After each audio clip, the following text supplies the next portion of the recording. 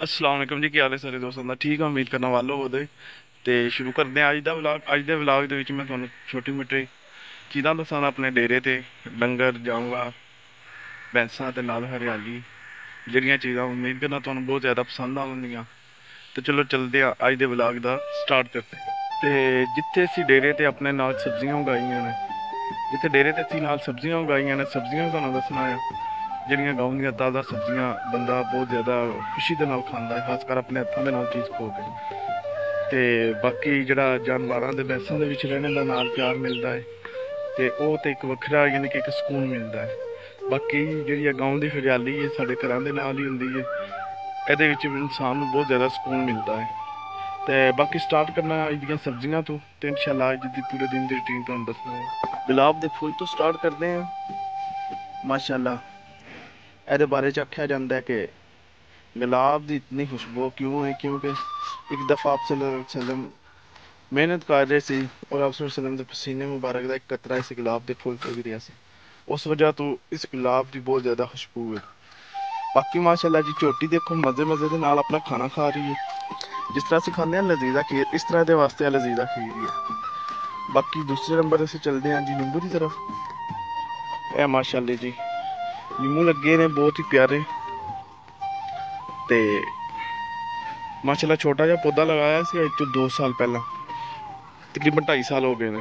ਤੇ ਹੁਣ ਮਾਸ਼ਾਅੱਲਾ ਦੇਖੋ ਠੀਕ ਠਾਕ ਦਰਖਤ ਬਣਿਆ ਹੈ ਔਰ ਮਾਸ਼ਾਅੱਲਾ ਫਲ ਦੇ ਨਾਲ ਬੱਚੇ ਆਏ। ਸੈਕੰਡ ਨੰਬਰ ਤੇ ਅਸੀਂ ਆ ਗਏ ਹਾਂ ਜੀ ਅਨਾਰ।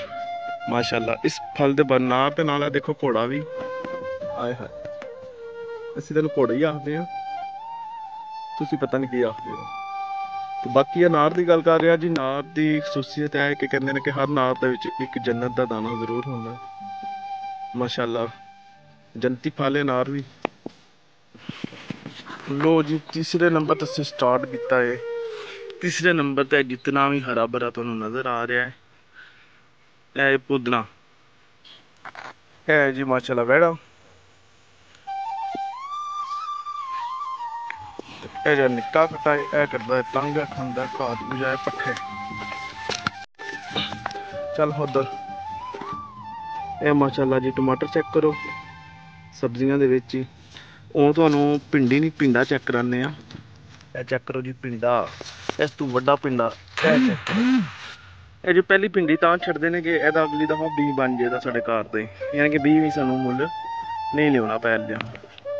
ਇਹ ਹੈ ਜੀ ਲੇਡੀ ਫਿੰਗਰ ਫਲਾਵਰ, ਭਿੰਡੀਆਂ ਦਾ ਫੁੱਲ। ਤੇ ਇਸ ਫੁੱਲ ਤੋਂ ਬਾਅਦ ਲੱਗਦੀ ਹੈ ਭਿੰਡੀ। ਮਾਸ਼ਾਅੱਲਾ ਇਹ ਤੁਸੀਂ ਚੈੱਕ ਕਰ ਸਕਦੇ ਹੋ, ਸਾਰੀਆਂ ਨੇ ਮਿਰਚਾਂ। और इंशाल्लाह थोड़े अरसे बाद इन्हें मिर्चों का फल लग जाएगा, फिर यानी कि रोटी जिस टाइम खानी है फटोफट आना है इतों नालों मिर्चा खोलियां ने, तो जाके ताज़ी मिर्च जी कच्ची मिर्च होंगी है वो रोटी के नाल एज ए सलाद खाने का बड़ा मज़ा आता है। जिन्हें जिन्हें लाइया ने ट्राई जरूर करके देखो। माशाल्लाह मिर्चा देखो जी इस साइड से भी माशाल्लाह, ਇਹਦਾ मतलब है मिर्चा स्टार्ट हो गई ने। चलो जी मैं भी ਤੁਹਾਡੇ ਨਾਲ ही देखिया ने।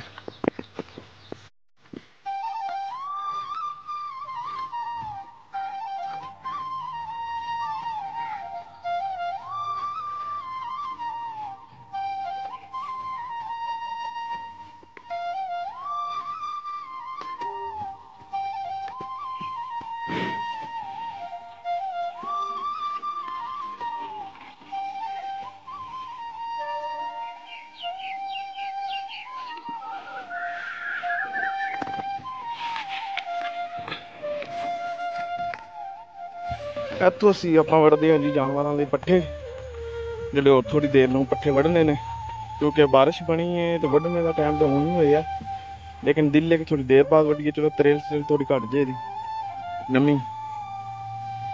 बाकी जिस तरह यह पट्ठे खत्म होने तो साढ़े यह पट्ठे डल जाने इंशाअल्लाह।